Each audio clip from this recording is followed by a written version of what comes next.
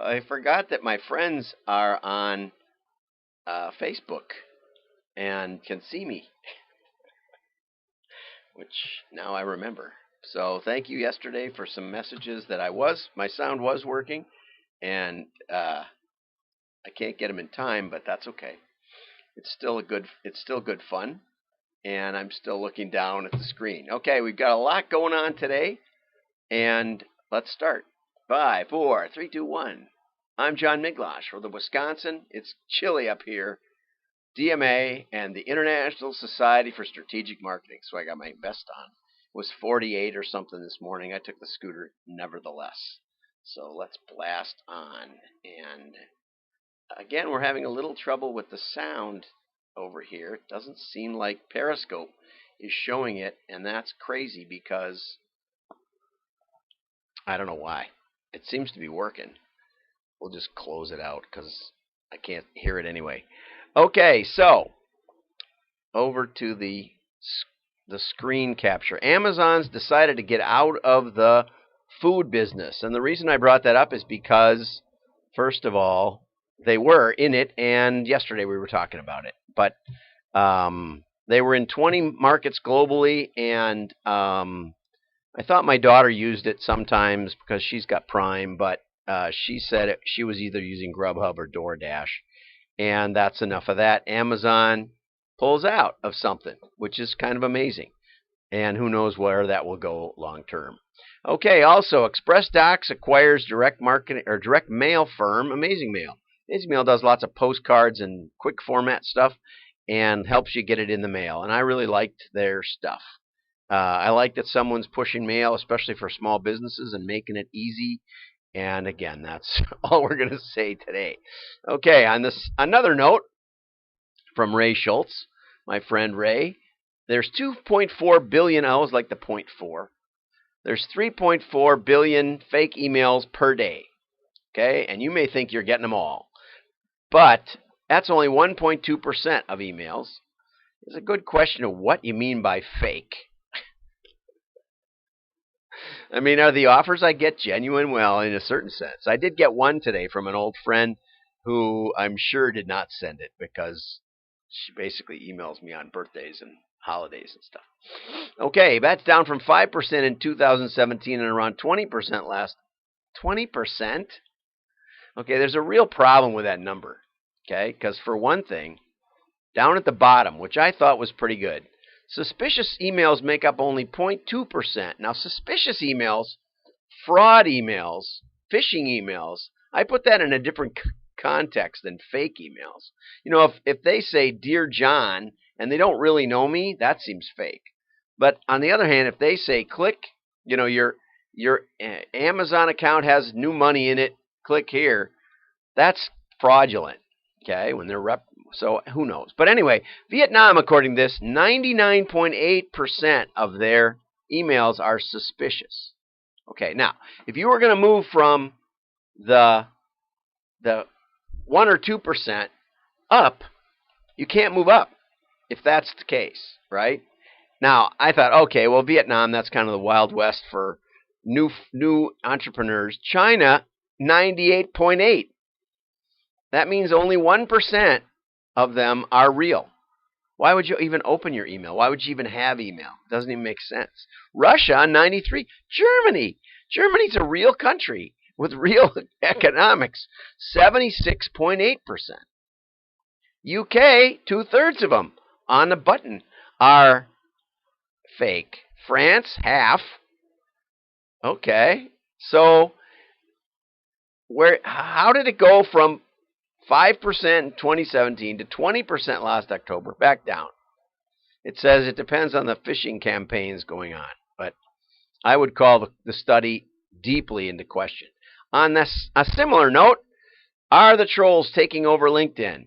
Well, yes, of course. I'm getting more and more invites on my LinkedIn account from lead generators who are going to offer me lead generation services. I get one where I've gotten one message at least 50 times, formatted exactly the same, for people reselling web creation services. And here's a sample of our work, blah, blah, blah, blah, blah. And then they unfollow me again. And so I write, I'd like to know who's selling this. They must have gone to some seminar saying, you can be rich, just send this message out on LinkedIn. Anyway, the article was about getting bad comments articles about famous people. So I'm not sure that tied out. Let's get into creativity. This is where I really wanted to go today. Okay, Harry Lang says the Cannes festivals are coming up on creativity, so let's talk about creativity.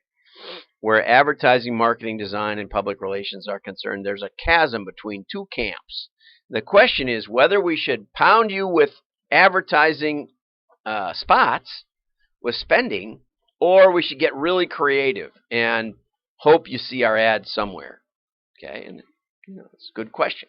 Okay, and he points to Malcolm Gladwell's book, Outliers, that says in 10,000 hours you can become an expert.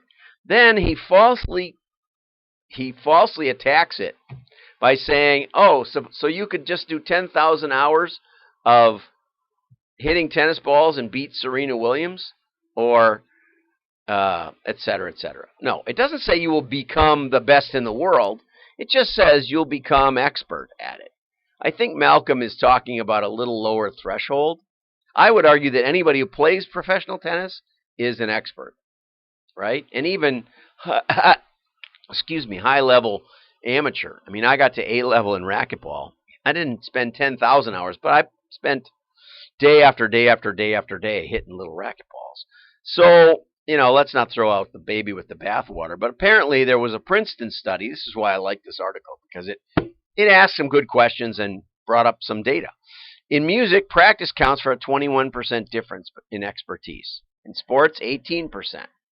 And then he goes on to say, in workplace, a paltry 1%. Does anybody go home and practice what they do at work? Not me, but I'll tell you what. Now I've been at this streaming since August of last year. I have not missed one day, one business day, not one. And 95% probably are live streamed. And I can tell you that I'm better at it. Go back and watch on YouTube. Watch from last August, and you'll see that I'm much better at it now. Okay? So, am I an expert? In my field? Marketing expert that does live streaming? Yeah. I might be the number one, because I don't know if there's anybody else. As far as I know, there's no other marketing live stream. Okay. But his point is kind of lost on me, and it says, you can still motivate customers on a cheaper level. Let's go over to this article. Sarah from Marketing Week. I really like this article because it says McKinsey has a creativity award which measures Cannes Lions Awards won, breadth of categories, and consistency over time for a brand. And it finds that 67% of the companies that score in the top quartile, which is the top 25%, I think, have above average organic revenue growth. It also shows 70% have above average total return to shareholders and 74% above average net enterprise value. Now, there you go. There's a real study for you. There's a real study that evaluates the correlation between advertising awards and ROI. I've never seen this before. This is really a great study. Okay. And so they looked at Advertiser of the Year from 1999. This is a book, Case for Creativity by James Herman, from 2000 roughly to 2015. They outperformed the S&P 500 by a factor of 3.5. So they grew, way better, almost 4 times better than the S&P 500. Okay. Nielsen, which analyzed 500 FMCG campaigns just from the last couple of years, shows creative is responsible for 47% of sales uplift, ahead of reach and brand and targeting. Okay, so everybody that wants to think AI is the answer, because you can predict what I want and you can be where I'm going to be, even though I don't know where I'm going next and I don't know what I want next. Right, but creativity is 5 times more powerful than targeting. Now, does that mean targeting is useless? No.